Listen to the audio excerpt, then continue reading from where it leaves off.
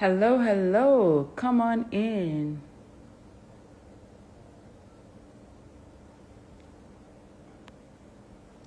Hi, everybody. Hello.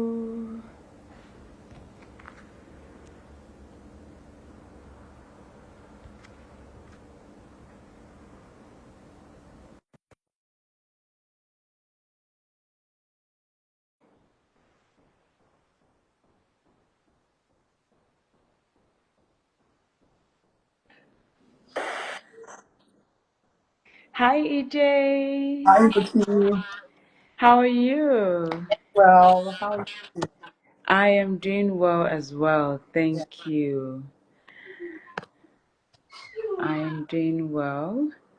I, we're just right on the dot. So I think we're just going to give people a bit more time to Okay. join us. Okay. So say 4 minutes. So we'll start at 10:05. But either way, people can always catch the replay for this. And it will also go out on our Substack. So that way, whether you want to read it or they want to read it or they want to watch the replay, that can also happen.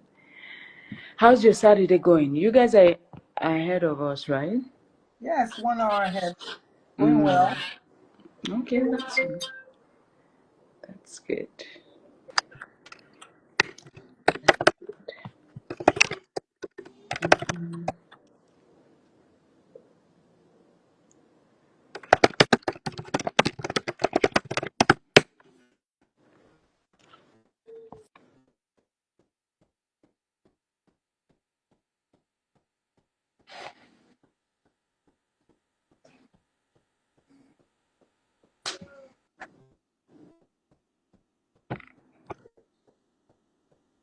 Yeah. My sound should already going. You look great, by the way. Thank you. I'm going for a wedding right after this, so I just decided to do all of my makeup and everything, Uh, I'm going before to I up on because I'm just like, I don't want to start rushing uh-huh. when we're done with the live to start getting ready. So, yeah, so that's why. Okay.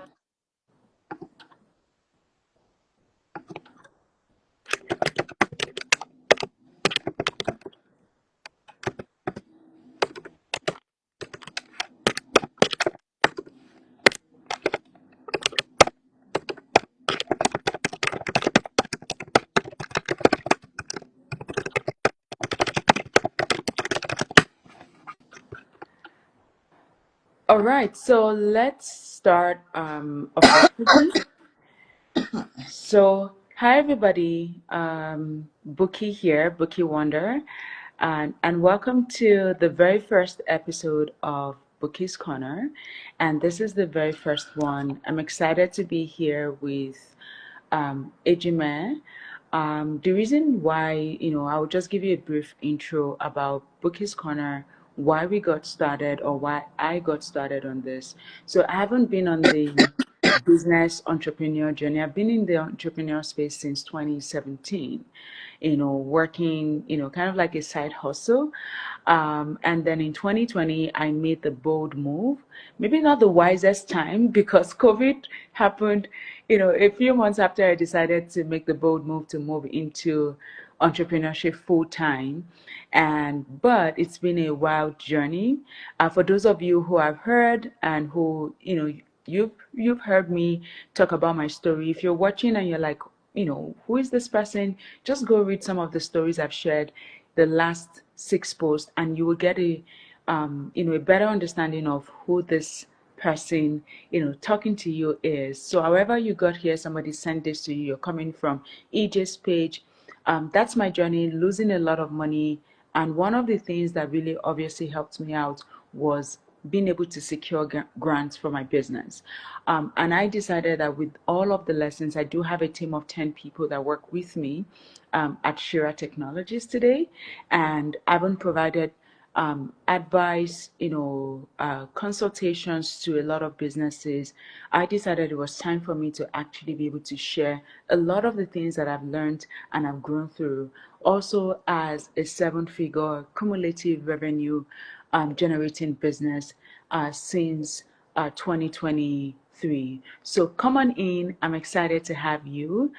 Thank you to everyone that's joined. EJ, um, I'm going to pass it on to EJ. So, like I said in my post announcing this, everyone definitely needs a firecracker. Everyone needs a partner on their journey. One of the things that makes the journey of building a business, no matter how small it can be very lonely. But when you have the right partners with you, then it makes it easier. And EJ has come from just being, oh, this service provider that works with me to now becoming a sister, a friend, and I'm so excited to have her. EJ, please introduce yourself to us. Let's get to know you.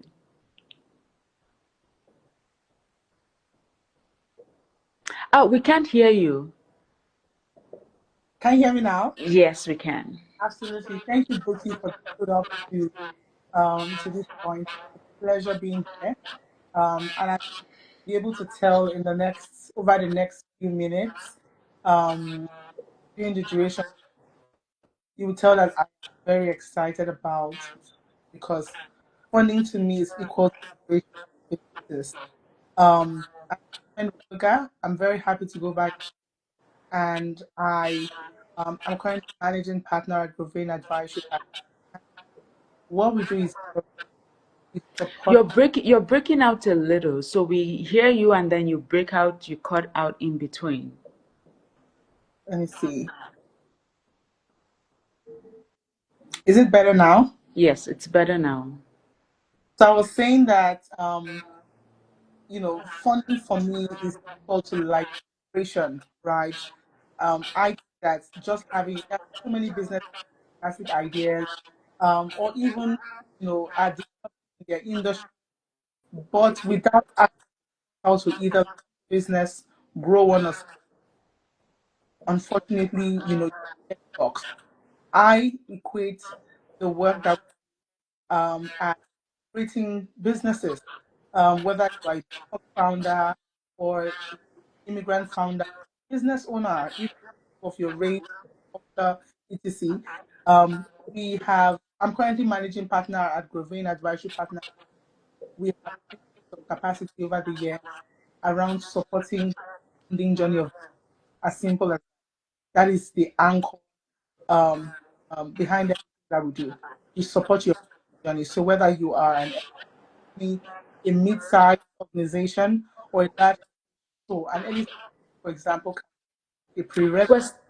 It's still breaking out. Like it's still like we hear you, but then there's that word that just keeps going out. I'm not sure if it's I idea. Let me see. I don't know. I just know that I'm also echoing something where that's coming. I'm not sure. Is it at least better now? When you just say short words, it's fine. It's when you keep talking that yeah. Uh okay. I Let's don't give know. it a shot again. Okay. So I'm not sure what people missed out. I'll go over it. I was explaining that we I mean, over the last few years, let me just go right to my, give people a glimpse of who I am. I'm Ejemen.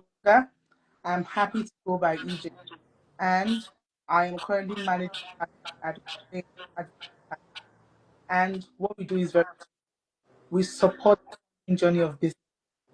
So whether you are if you early stage, pre-revenue, start, of what size, um, or a mid or a large organization. Am I still breaking? You are. I don't know if there's any way you can move from where you are. Maybe Let me that see. could help.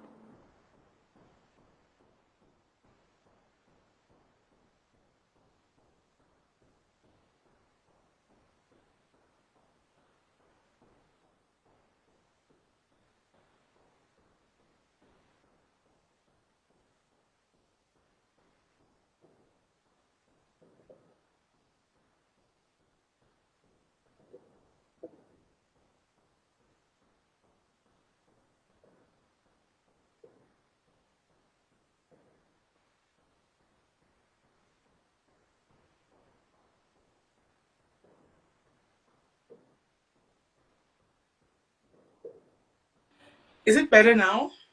Well, let's hear you talk, so that would be to Okay. let me know. Okay. So I was saying that I am a brief intro on me. My name is Ejemen. Happy to go by EJ, and it's better now. Okay, good. I'm happy to go by EJ, and I am currently managing partner at Grovain Advisory Partners. And what we do is pretty clear. We support the funding journey of businesses. So whether you are an early stage company, a pre-seed, a pre-revenue, or a startup generally, or a mid-sized company, or a large organization operating for either profit or non-profit, over the last few years, we have built a lot of capacity around supporting businesses to access funding, whether dilutive or non-dilutive funding. Until date, we have closed at least $50 million in access to capital, both, the full stretch, debt, equity, grants, sponsorship funding across, key markets. Canada is our HQ and one of our biggest markets. And yeah, it's a pleasure to be here. When I think about the work that we do, I equate our funding support as liberation. So whether you are a new company looking to launch a business, or an existing company looking to grow or to scale and need external capital, getting access to that for us is equal to liberation. So we equate the work that we do to liberating businesses through access to capital. Yep, Awesome, awesome. Thank you so much for sharing who absolutely. you are. And I'm glad that our network is finally good so we can hear all the amazing things that we have today. So we're going to Absolutely. give people room. And as you're listening to this, if you have questions, you can use the question tag to actually ask your questions so that we don't miss them. Because if you put them on the comment section, it's going to go by, and so we don't miss it. So please put your questions on the question tag. Now, EJ, my very first question, this is going to be, more like a side chat conversation. And I'm just going to hear, obviously, you and I, we've been working together for the last, almost 3 years now. We were Absolutely. connected, I think, end of 2022. Yep. And, since then we've worked together. We've been able to secure over $300,000 in grants.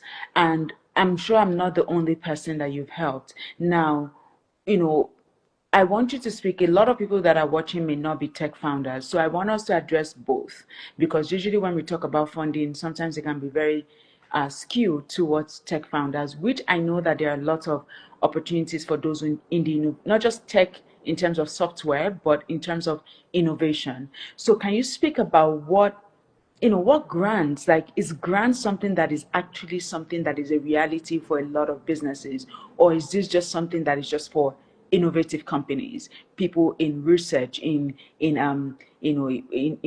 deep research, innovation, software technologies? Who is grant for? That is a fantastic question. And I think that, I would answer it differently, but I'm sure that when I'm done saying what it will touch on the different points. So I actually don't even see grants as just being maybe sector agnostic. I tie grants to impact. Grants to us is equal to impact. So if you are a beauty company that is that has a formulation that is able to transform how things are done in your industry, that is impact. If you are a food company that is educating immigrant businesses looking to start producing plant-based meals, that is impact. So it's not sector agnostic, it is tied to impact. And at Grovain, we have 5 yardsticks determining if your business is will be able to access some grant funding. The first is, do you have a community impact? So is your business or your okay, so the first thing is, grants actually don't fund your business per se. Grants are designed to fund your project. So it's project financing. So that's the first. And whenever we are working with our clients at Grove, it's something we have to establish again and again. Your company is the legal entity that is designed to receive your funds. So you can profit, a social enterprise, a non-profit, all of those things matter. What is most important is the project that you need to finance using grants. So grants, number one, are not designed to be your sustainable source of funding. They are meant to fund a project in your company, and that's why you hear things around, what is your project timeline, right? What is the tenure of this your project? Those things are very normal with every grant submission or grant funding. So there are 5 things to look out for to determine, to know, and I want to assess your business to determine if this if grant is a pathway for you. The first is community impact. Is your project impacting a community? So a community can be from your local environment, it can be a community of people, that can be immigrants. The people can be immigrants, underrepresented individuals. It can be youth. The people in question can be um, First Nation. The people in Mm. question can be Black founders. It can be children with disabilities. So the first is community impact. Or it can even be senior citizens. Are you impacting the community? The second is social impact. So is your project going to have um, a ripple effect, right, in the society? I will use Bukky's company as an example. Bukky's company has innovated and developed a number of interesting tools, and one of them is going to transform how immigrants even settle in Canada. When I think about like your product, that for me is a social impact. So how immigrants come into Canada and easily access job opportunities, that's a social impact. Or transform how um, Black students get integrated into sports in Canada. That's a social impact, right? So you need to think about, you know, how does this impact, how is my project socially impactful? The third is economic impact, and I think that that's a big one. So at the end of the day, when you think about grants are offered by government bodies, across provinces. Speaking to Canada specifically now, so grants are offered by provincial um, organizations that are set up to support projects that align with the provincial goals and objectives. Grants are provided by philanthropic organizations, both in Canada, provided by charitables in Canada, in the US, anywhere. I mean, these are where we typically find grant opportunities from. So if your business, at the end of the day, if you're a for profit, you need to ask yourself, is this project going to be economically impactful? So does it have like a commercial benefit to the province and to Canada at large? That's the third one. The fourth is your business innovative?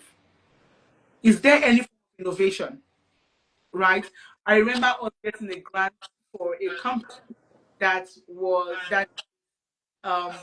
they're supposed to be in the automotive, but they are creating a recycling business. So they are cleaning up used parts in Canada, and they are building a recycling um, ecosystem, right? Mm. That converts waste to um, capital, so to speak. That is an innovation. Or So what you're saying now is innovation is not just about technology no, and building health tech. exactly. I'm doing all this research, or I'm building software like a company like ours, No, this tool that is going to be a no. regular small business that is a mom and pop, for lack of a better Yes, word, can actually have an innovative side to them. exactly. And when we say innovation, I think we should, bring the word down times. It's not an innovation can be, this is how they used to do things. We have now a layer that maybe has made the process more efficient. That's an innovation, right? That has Mm. potential, and it can be in a very simple industry, right? And then the fifth is disruption. Is your business model disrupting an entire industry? If you take a look, again, you may not tick all five, But if you are taking 3 out of 5 or 4 out of 5 or 5 out of 5, you can access grant funding. It is now how you tell your story. I hope that's helpful. Yeah, that is. And what is number five? Did you Disrupt mention number disruption. So there's innovation. disruption? Yeah. Okay. Yeah. All right. So this has really been good. Thank you so much for breaking that down. I think for me, what I'm getting from this is just looking at it from the different angles. We have economic impact, we have what is the social impact, we also have what is the community impact, we have innovation, and we're hearing, because again, when I talk about innovation, I just think tech. I just think somebody that is in the food sector that is maybe converting like irregular beans into something that can be canned. That's the way I see innovation. But now you're letting us know that innovation is not in a simple industry like the example you gave of, someone in an Automate auto parts, company like a mechanic shop pretty much, that. who is deciding to recycle. That is innovation. So I would not have thought about it in that way. And so I guess for anyone that is watching, whether you're watching this or you're going to be watching a replay, what is important for you to know is pretty much, if you can answer these 5 questions, and then disruption. If you can answer these 5 questions around your business, then you can be able to decide whether you actually are a fit for grants or not. And right now, we do have a form on my page. Even if you're just like, I'm not sure that my business can actually answer these questions, then you want to even fill out that form. There's a complimentary call with EJ. If you do fill out the form, that you can definitely have a conversation and just say, you know what, EJ and our team, am I even in the right space? Should I be thinking about it? Or even if I'm not, what do I need to do between now and the next 6 months, between now and the next 1 year, in order for me to position my business for it to be positioned for grants? Because I'm speaking as a business owner myself, Yeah. right? That has, gotten grants. And I realized my very first grant from Alberta Innovates took me almost a year to get. But the moment I got that, now I've gotten 3 grants from them, total of about $110,000. But the very first one, that was only for $10,000, because it's not even about the amount. So people always say, but it's just a small amount. It's not about the amount. Every dollar that the government gives out, or any of this, must count for something. They're not just going to give out a grant to you just like that. So it must count for something. So that's the reason why, even if it's a very small grant, you need to position. So it took me almost a year to position my company to be able to get it. And now the grants we literally just got just 2 days ago was the follow-up grant that we got for that, and 2 of our companies are supported. So now, EJ, haven't said like the criteria for companies or businesses to actually be able to, for them to decide whether they can get grants or not. Now, in your experience, and what has stood companies out? I know recently there was a grant that you actually, in fact, you have so many success stories, and I think maybe in answering this question, I want you to give us examples, like real life examples through your clients that are varied, right? There are different sets of people. Absolutely. You've talked about, mechanic. There was a grant that we got from, Castle and Castle, So, that another company who is hairdresser, an yeah. hairdressing company, also got, right? So Yeah. I want you to give us this kind of examples. What have you seen that has caused success?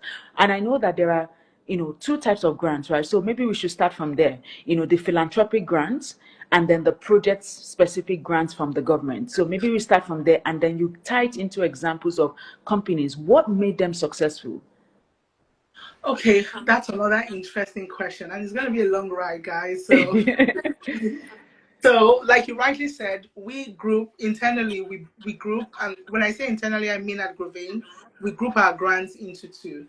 Um, there are the grants from philanthropic organizations and charitables. A lot of the time, while we say that grants focus on your these philanthropic grants, yes, will fund your project, but it's not It's for the project, company. so to speak, right? So you have to tell them your use of funds, which they see as a project. But from philanthropy, they're not funding, they're just supporting you, to drive an economic benefits. And it's as simple as that. And then you have the program grant. A lot of the time, the program grants are from government organizations, right? So either government or government affiliated programs or organizations designed to provide grant funding to you, either on a what's it called? Not local, the word community, the local government equivalent in Canada from a Provincial. no, like from a community from so Oh, their okay. grants, or a provincial level or federal grants. Or even a city grant. Yeah, City so that's grant. what So it will be city, not, yeah, it will be yeah. city. So city grants are typically called community grants. Like when I think about some of the ones like Winnipeg, for example, you have the Winnipeg community. Um, so they are bodies. So you need to take a look at your province to know what grants are available from the city level. Oh, Um, yes, municipal. exact. That's Kimenji what, Properties have said it. Yeah, thank you. uh someone said it in the chat room. Yeah, municipal, yes. Kimenji Exactly. Properties, thank you. Okay. So you have the community grants, which is the municipal grants. We also have the provincial grants, and then we have the federal grants. So in whatever province that you are in, whether in Canada or even in the US, it's a similar structure. Take a look at the opportunities available to you from the government, either the government directly, but most times it's through government affiliated organizations that are set up, created to provide grants to you. So that's the first part. On the second, what has made um, what has made our Your clients client successful. the common denominator for me is clarity and authenticity. So of course, so I'll break it into two. There are things that are given.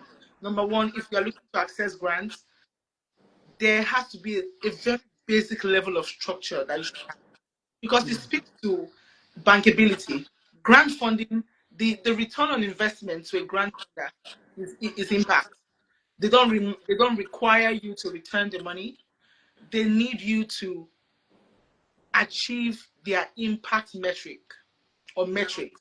So if they are going to assess you, they are going to be assessing you on the basis of bankability. Do we trust this person or this company enough to deliver these impact metrics for us? And if they are going to assess your bankability, it's going to be tied to prior track records, right?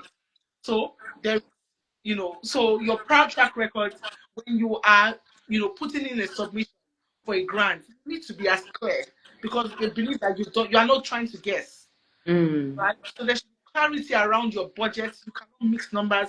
There should be clarity around your storytelling, and there should be a level of authenticity around your why, right? Because remember, the unit of measurement is impact. So you need to be able to type. We always say, do you have decent qualitative and quantitative data, right? Qualitative data tied to um, um, how we call it like the demonstrate the impact of one. So are you able to tell the story on how one person or 10 people or 15 people have been impacted by your project, Mm. right? And then on the other hand, quantitative data, numbers, you need to give numbers, right? And there are different metrics around this, right? So when we think about what has made businesses successful, we group it into two things. The first is demonstrating bankability from track record, right? And communicating your impact request or story very clearly without errors. So you can tell them something on your budget that does not align with the story. Both of them must be in sync. And then the second is authenticity around your story. How authentic and how simple, is authenticity should never be ignored. I feel like that's a very big thing. And then on the other hand, there's then structure. Structure can be as simple as, having a business email address, an official email, and not a gmail.com for your company. Structure and Mm. it depends. They won't tell you, but these are things they look out for. Structure can be as simple as having a website, right? Structure can be as simple as having a social media page with um, um, social proof. And social proof does not mean that there are 100 people there saying, but I'm building a communication story, even if it's just two posts, there must be something there. Structure also has to do with the documents that you should have. So you cannot say you are looking for grants and you are not registered. You have to be registered. If you are registered as a sole proprietorship, as a sole proprietor or a limited liability company or in non, you must have your file with Canada Revenue Agency, because these are things they will ask you for. So you have to keep your records. Just very so when we look at the trail of the people who have grant funding from us, these are the things that all of them have. Everything I've mentioned on this call, the Mm, structure, the soft and the structural side. mm, And again, you can start your journey now. I never say stop, but you want to ensure that where you were 2 months ago. If you starting now, you don't have some of these structural. In 1 month, you should have ticked all the boxes. mm. Do you understand? Exactly. Yeah. And Yeah. Yeah, which is why I mentioned that even if people think that, oh, I don't have this, book the call so that you even know how I need to position exactly, myself, right? Like I exactly. mentioned to you guys, it took me a year to position myself to get my first grant from Alberta Innovates. And now I've just gotten my third grant Yeah. from them, which again, just 2 days ago, right? I have the email proof for that. And so it takes you to know even what do you actually need in order to succeed. So EJ, thank you so much. I love the way that you broke it down, talking about the fact that we have philanthropic grants that while, yes, they really look out for a project, but they are actually really funding you as a business to actually help you to continue to do what you do. Yeah. And then we obviously also have the project-based grants, which is where we have most of the government grants, where they're focusing on, we want to help you advance this product from this stage to this next stage, which is still indirectly funding your business, but it's just specific to a specific milestone, a specific thing that they want you to do. And then we obviously talked about what made success, and what makes success is basically what do I actually have, right?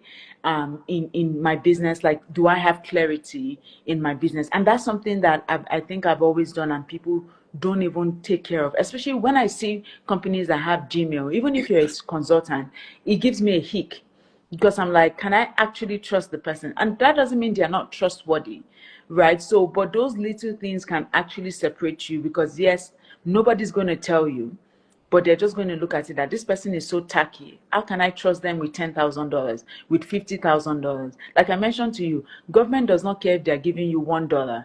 They must be able to account for that $1, because it's taxpayers' money. In Canada, it's taxpayers, and they're accountable to make sure that every dollar that they give you produces. And one part that I would like to mention in terms of what government does also look out for in terms of impact is, can you provide jobs? At the end of the day, like Alberta Innovates and all of these people, one of the key things that they're always looking out for is, after we give you this money, would your job, the people that are employed under your company in Canada, would it grow? Or would it remain the same? Because usually most of the grants that we get, we are expected to keep reporting up to 6 years even after the grant has, because they want to continue to see the impact of that money on your business. So Kimendi is asking, EJ, I'll let you answer this question. Are grants tax free? Hmm. Interestingly, I answered this question, not answered. Someone asked me the tax implications of grant funding. Again, I don't speak to things that are almost out of my purview, because I've seen different scenarios from company to company, right? And I would say that that is based on the expertise of your taxman, if you understand what I mean. So Mm, it's out of my purview. What I can tell you is, as a company, your grants are recorded as other income. If you're accounting for it, I can speak to the accountant. If you're accounting for your taxes, it is viewed as other income. So it comes under the revenue part of your business most times. But around the tax implications and just the tax treatment, I would say it's out of my purview, and great to ask a taxman. And the reason is because I do not want to say something and then, that's held as the law, or held on. We hold on to that as, tax is very sensitive in Canada, and I don't like to go in there. Yeah. Yeah, so I look that at makes sense. yeah. Yeah, so I will just answer as a business owner. So every tax that we've all, every grant that we've all, ever gotten, they go into our business as other income, just like Yeah. ED has said. And so anything that is other income, is it now depends on the expenses you have, right? A lot of the grants are like matching grants, meaning that you match expenses to income. So if you actually are able to account for all the expenses, so let's say you got $50,000. If you have $50,000 specific expenses tied to that grant, then there's literally no tax to pay because you are literally at net zero, right? But if you use the grant and you did not account for it, again, this is where your accountant comes in. This is where transparency comes in how you actually utilized your grant. Those are factors that will come in for you to ensure that you're not actually paying taxes. But it would be making sure that you use dollar for dollar in terms of the grant money, so you don't end up paying taxes on grant money, because that would be actually not, it's not a wise thing to actually be paying taxes on that. We've Not also had grants that we did not, sorry, one moment. We've also had grants that we did not utilize because we've not done the project. So what we do is we carry it forward. Again, your accountants, we carry that money, we carry it forward. So as a result of carrying it forward, we don't pay taxes this year because it's a matching grant. So I'm not expected to pay taxes on a grant because when I wrote and I wanted the grant, I specified everything I wanted to do with the money. So because I specified, it's expected I also spend the money. So we had $100,000 grant that we got 2 years ago. We've not spent that money, or we spent part of it, maybe just about, but we've not done the project. So we're not going to spend the money, the full money, until next year. So we carried it forward. So when we filed on our accountant had said that we should file it and just claim the entire expenses, and we moved it to the company because it was on my personal name, and we moved it to the company. So again, you need your accountant. But EJ, you were about to say something. yeah, I mean, I think you talked about what I was going to say. I was going to say, just like Bukky mentioned, everything Bukky has spoken about is based on our company's experience. So I wouldn't want anyone to take that as and then quote Bookie's corner, right? It's important to speak to tax accountant. When Bukky says accountant, it's a tax accountant, right? Yeah, Yeah, just yeah, as long as they can do taxes, right? So taxes, yes. exactly. You want to speak to a tax person, your tax consultant, because the treatment can vary. And then I was going to talk about the on grants, right? But I think so when you have grants that are not, again, you everything around taxes is dependent on the of your yeah. Okay. All right. So thank you so much, EJ. Yeah. So my next question is, again, what are the grant opportunities that are out there? So now we want to talk specifics. So obviously, we've done quite a number of grants, both project and non-project.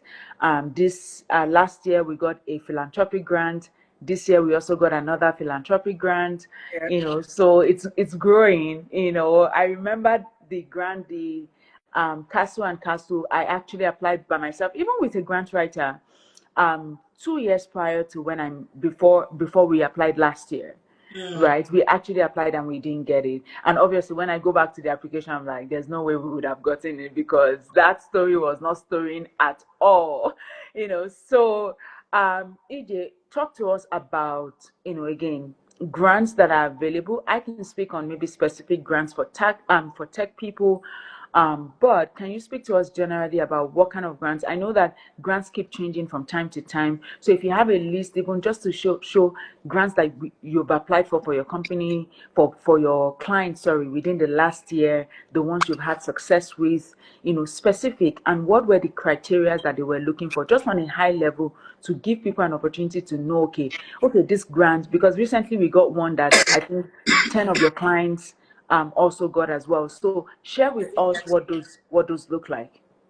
Okay. This one I always like to say. There are resources that are available. So in terms of like details on grants that are open, I do a lot of sharing on my personal. LinkedIn page. We also have if you go to provane.com/fund opportunities, we have a database of grants right there, right? You can filter and funnel by opportunities that are available to you. But speaking specifically to opportunities that are open, so in the past, we have gotten grants from Can Exports for Better Innovate. Um, there is there is the Amex Canada in partnership with EMZ Ventures and Toronto Metropolitan University. There is the OFT, this for Ontario. There is the IGP grant in Manitoba. There is the What uh, is the full meaning of IGP? Innovation Growth. Um, I think it's Innovation and Growth Canada. Let me,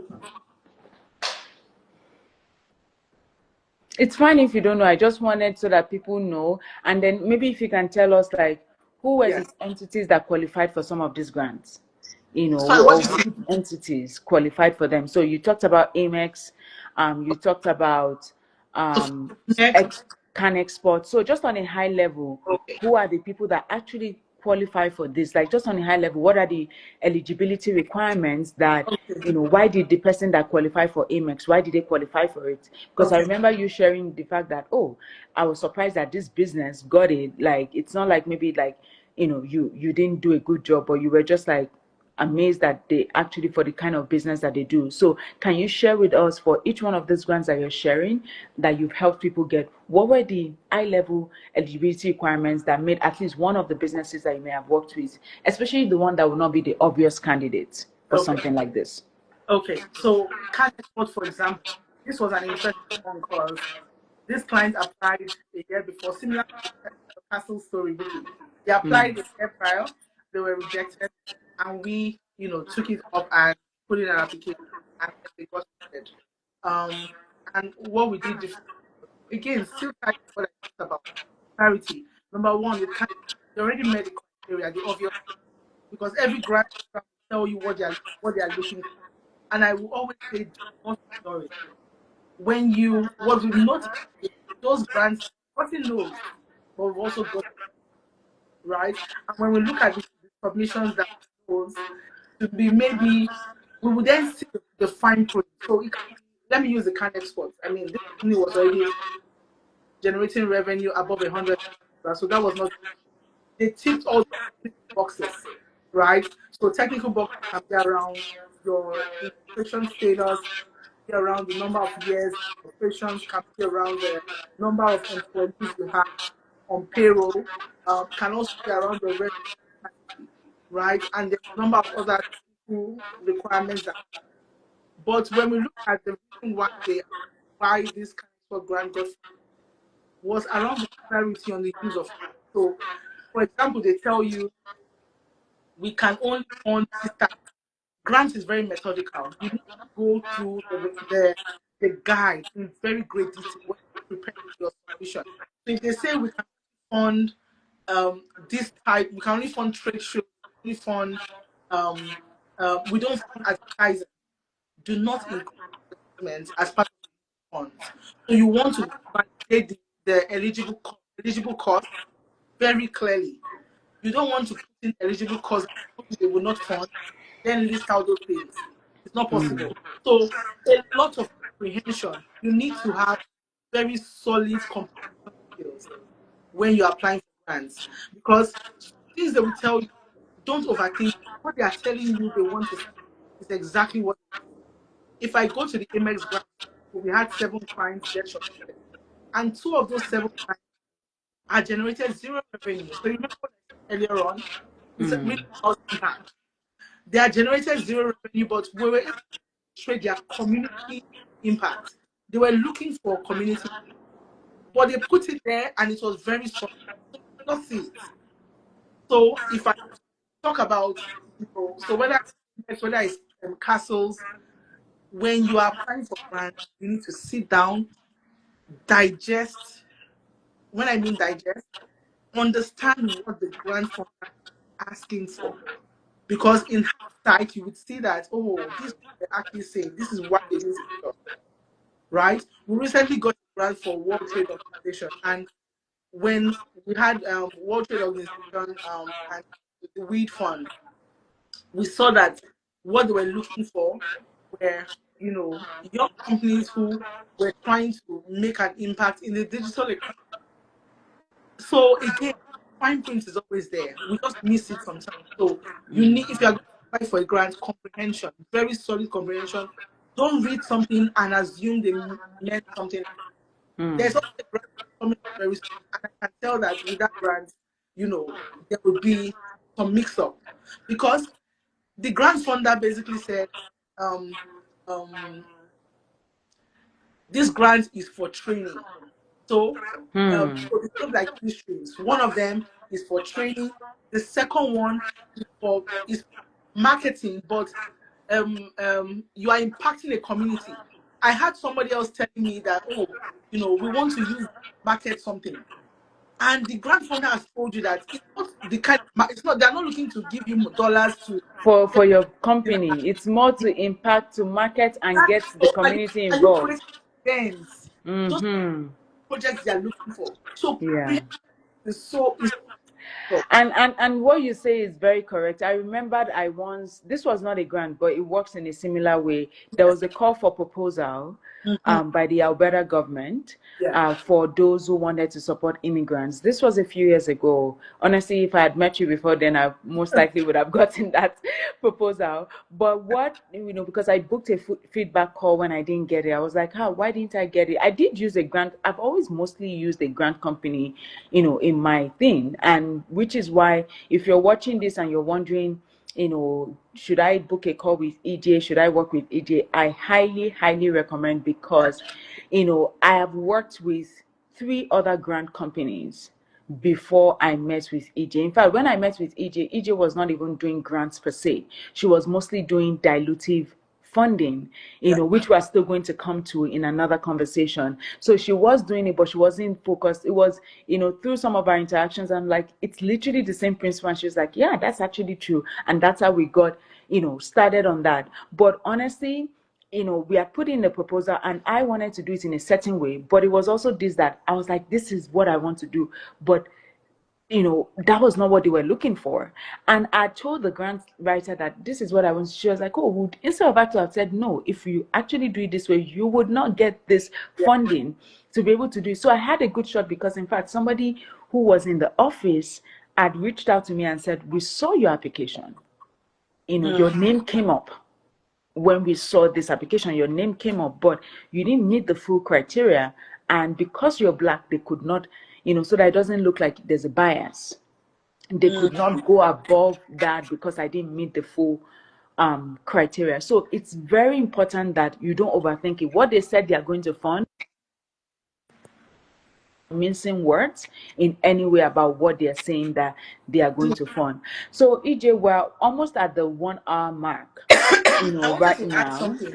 Yeah. Okay, go I wanted ahead. to add something to what you were saying. So you see this grant I was talking about. It's actually when we're applying for it, we apply for. We already have a lot of business way, and we're applying for a client. This is a client who is irrelevant and got one of the next grant. So they already trusted that if you say this is what it is. But she was interpreting the grant in a different way. And I said, you can go against professional advice and we'll submit it the way you want, but I will come back and told you. Right? When you don't get it and you're seeing the successes of what I said, you know what? Please just move ahead. If this is what you think, but it's really comprehension. You need to look at it, come back and look at it. Okay, this is what they are looking. Then align internally to see to confirm that the project you have is a good match. Then it's about your storytelling. You now need to ensure your story is told in a way that aligns to what. Yeah. Again, I'm not falsifying information. And EJ, you are the queen of storytelling, because sometimes EJ tells the stories of our businesses even more than the way I would tell my own story. Because I will look at it. I remember when I first started working with EJ, and I'm like, is this my company? I can't even recognize this.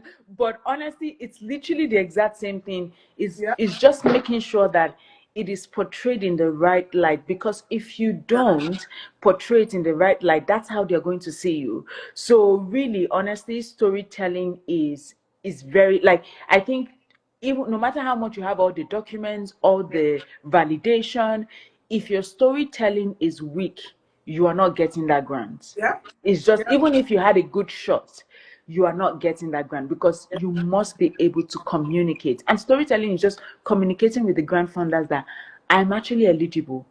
And again, that's why I know the reason why I'm starting this Bukky's Corner with you is just because you know how much I have a high regard for what you do. And so now we're almost at we have 10 minutes to go on this Yeah. live. And EJ, I want you to walk us through, how does somebody work with you? Okay. If someone wants to work with you as a company, what does that look like?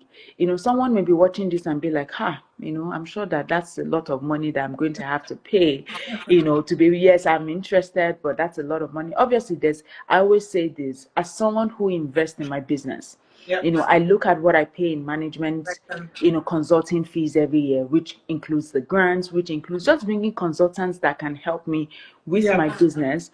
And it's the reason why we've continued to grow. So you cannot avoid paying money. Yeah. People, I sometimes get shy away from paying money. I know, again, I have a story. This is a story that is very dear to my heart. My friend, I'm not going to mention her name, but I literally introduced her to EJ back in May was when I introduced, Miss L, to you.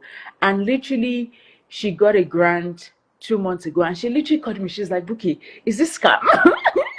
She's like, Bukky, is this scam? Like, I just got a grant. She said, Bukky, I've been trying, because it took her a while for our product to take off, Yeah. almost 4 years. And she's like, Bukky, I've never gotten a grant. Like, all the grants I've gotten, I've always been competition. Like, this was too easy.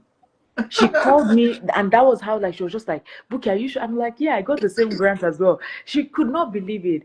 And this is somebody that has been she even started being in the tech space before me. Someone that I said I looked up to. She was, she's everywhere, productively putting her business out there. So I've seen the transformative power that having the right person in your corner can Yeah. have. So EJ, for people that want to work with you, what do you suggest, and how do you not break people's bank accounts because they want to work with you?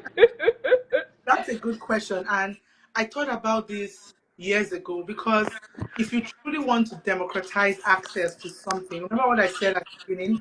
Liberation. If you really want to democratize, I feel like there's a direct correlation to the pricing around that. If you want something to be accessible, right, you want to ensure that you create a solid service that gives people access. The value might now differ, right? Mm, But the value will differ, but the goal is going to be the same, meaning we will still get you access to funding.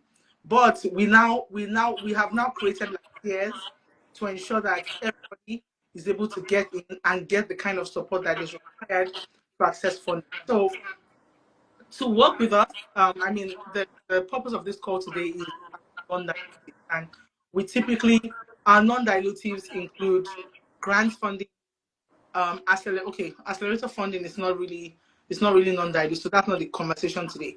I would say let's even stick to grant. We have a service called our grant service at Grovain is called Team Granted, and we have 4 tiers. The first tier is typically a done by you service. So there is like a group community. We don't do the work for you; you do it yourself. But you have expert grant writers in the group with other business, and opportunities are shared there with you. And when you are putting, then we also give you resources that you need to put together your application.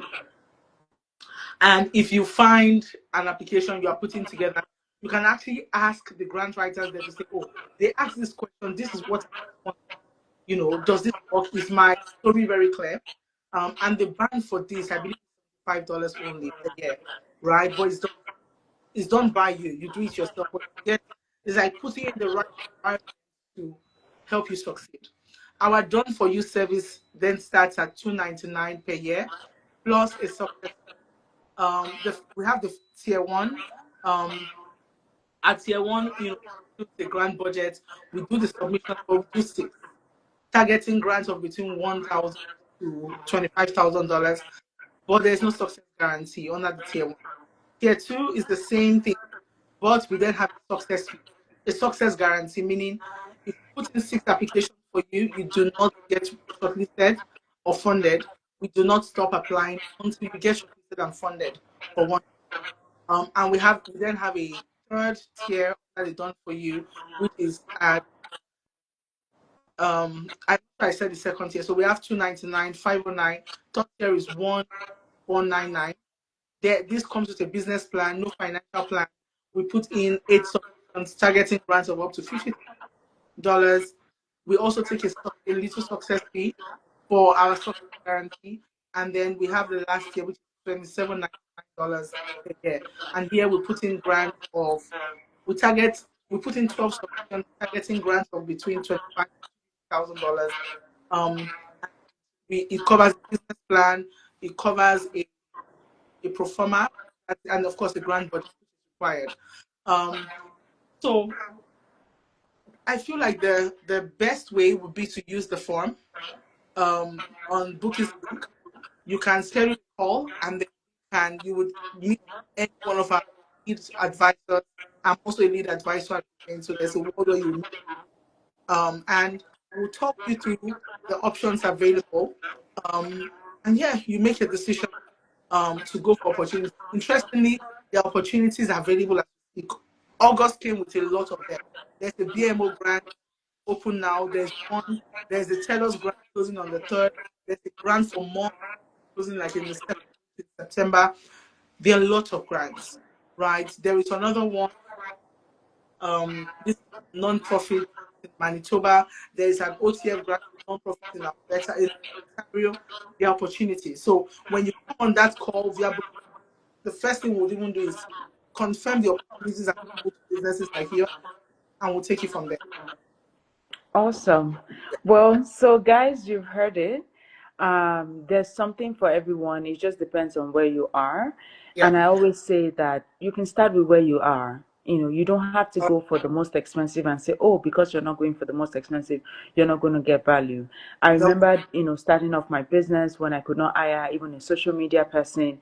I would hire somebody to just come create content for me in bulk and then go, right? And then I will be posting it myself. So you have to find a way to exist even yeah, when all the variables are not there. That's the only way you're going to grow.